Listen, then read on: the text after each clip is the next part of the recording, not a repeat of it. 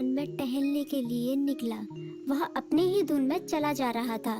लगता था उसके दिमाग में कोई उलझन है जिसे वह सुलझाने की कोशिश कर रहा था। सड़क पर आगे बढ़ते ही उसके सामने चीकू खरगोश भागा। बबलू का पैर उसके ऊपर पड़ने ही वाला था कि चीकू जोर से चिल्लाया। उसकी आवाज सुनकर बबलू ने अपना पैर पीछे खींच लिया। कहाँ खोए हो बबलू भाई? कहीं नहीं, बस कुछ ऐसे ही सोच रहा था। किस बारे में? तुम जानकर क्या करोगे? शायद मैं तुम्हारी कुछ मदद कर सकूं। तुम तो जानते हो आजकल वन में कितनी चोरियां हो रही हैं, पर चोर का कोई अता पता ही नहीं है।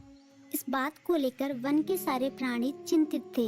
वे वहाँ खुद को सुरक्षित महसूस नहीं कर रहे थे। अरे चीकू भाई, हम मजबूर हैं। हम चोर को पकड़ ही नहीं पा रहे हैं। वह बहुत चालाक है और अपने काम को बड़ी कुशलता से अंजाम दे रहा है। कहीं कोई सबूत ही नहीं छोड़ रहा। हमारे राजा इस बात को लेकर बहुत चिंतित हैं। यही कारण है कि हम सब इस बारे में सोच रहे हैं। अब तुम मेरी इसमें क्या मदद कर सकते हो? मैं कुछ सोचता हूँ, हो सकता है मुझे कोई उपाय सूझ जाए। प्रयास करने में कोई हर्ज तो नहीं है। तुम ठीक कहते हो चीकू, लेकिन वन के गुप्तचर भी अभी तक इसका कोई हल नहीं निकाल सके। इतना कहकर वे चुप हो गए। बबलू की बातों ने चीकू को सोचने के लिए मजबूर कर दिया। चीकू को उदास देखकर बबलू बोला, तुम अपना मन छोटा मत करो। मुझे अच्छा लगा कि तुमने मेरी परेशानी को समझा। कभी मैं भी इस वन के लिए गुप्तचर का काम करता था। एक बार मेरी टांग टूट जाने से मेरे अंदर फुर्ती नहीं रही। तब से मैंने यह काम छोड़ दिया। चीकू, तुम चाहो तो यह काम दोबारा कर सकते हो। वन के प्राणी ज्यादातर दिन में भोजन की तलाश करते हैं, वे रात को आराम करते हैं। तुम दिन रात दोनों में ही भोजन की तलाश में निकल सकते हो। हो सकता है रात को तुम्हें कुछ ऐसी बातों का पता चल जाए जो हमारे काम की हो। हाँ बबलू, तुम ठीक कहते हो। मैं आज रात को वन में घूम कर इस बात का पता करने की कोशिश करता हूँ। थोड़ी देर बातें करके चीकू अपने बिल की ओर बढ़ गया और बबलू अपने रास्ते चला गया। चीकू के दिमाग में अभी तक बबलू की कही बातें घूम रही थी। उसे समझ नहीं आ रहा था वह बबलू की मदद कैसे करे। दिन भर वह उसी उधेड़-बुन में लगा रहा। शाम होते ही चीकू कुछ सोचने लगा और वह चुपचाप बिल से बाहर निकल आया। चीकू की पत्नी ने देखा तो बोली, इस समय कहाँ जा रहे हो? बाहर खतरा है। खतरा तो सुबह भी रहता है, लेकिन खतरों से डर कर हम भूखे तो नहीं मर सकते। मैं बाहर घूम कर आता हूँ। इतना कहकर चीकू रात को बिल से बाहर निकल आया। कुछ दूर जाकर उसकी नजर बंकू उल्लू पर पड़ी, जो कुछ ही दूरी पर था। वह पेड़ की डाल पर बैठा अपनी गर्दन चारों तरफ घुमा रहा था। वह तेजी से पेड़ की एक डाल से दूसरी डाल पर उड़ रहा था। बंकू की नजर उस पर नहीं पड़ी थी। कुछ सोचकर चीकू पेड़ के पीछे से बाहर निकलकर थोड़ी खुली जगह पर आ गया और वहां से बंकू उल्लू को देखने लगा।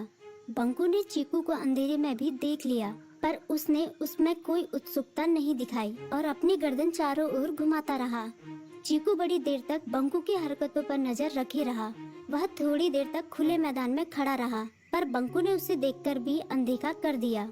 उसने महसूस किया कि बंकू के आसपास चमकू चमगादड़ भी मंडरा रहा था। कुछ देर वन में घूमने के बाद चीकू अपने बिल में लौट आया और सुबह होने का इंतजार करने लगा। अगली सुबह बबलू उसी रास्ते में जा रहा था।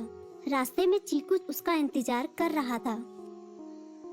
आज बड़ी जल्दी आ गए बबलू। हाँ, आजकल मुझे चिंता की वजह से नींद नहीं आती।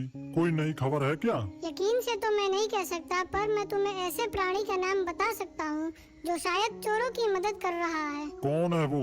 बंकू उल्लू। इतना कहकर चीकू ने रात की घटना उसे ज्यों की त्यों सुना दी। इसे सुनकर बबलू का माथा ठनका। बबलू की आंखें चौंधिया गई। तुम ठीक कह रहे हो। मुझे आज रात बंकू और चमकू पर नजर रखनी होगी। इतना कहकर वे दोनों अपने अपने रास्ते चले गए। बबलू रात को अपने साथियों के साथ बंकू पर नजर गड़ाए रहा। उसकी संदिग्ध गतिविधियों को देखकर बबलू ने उसे उसके साथियों चंकी और संकी लोमड़ के साथ पकड़ लिया। बबलू ने सख्ती से पूछताछ करनी शुरू कर दी। तुम इस समय बंकू चमकू के साथ क्या कर रहे हो? हम चारों दोस्त हैं, इसलिए साथ बैठकर बातें कर रहे हैं। चमगादड़ और उल्लू की दोस्ती तो समझ में आती है, पर लोमड़ के साथ दोस्ती कैसे हो सकती है? सख्ती से पूछने पर दोनों ने अपना जुर्म कबूल कर लिया और सभी चोरियों के बारे में बताया जो उन्होंने कुछ दिन पहले वन में की थी। बबलू ने उनके चोरी का सारा सामान भी बरामद कर लिया। बंकू और चमकू को अभी तक समझ में नहीं आ रहा था कि वो इतनी आसानी से कैसे पकड़ में आ गई।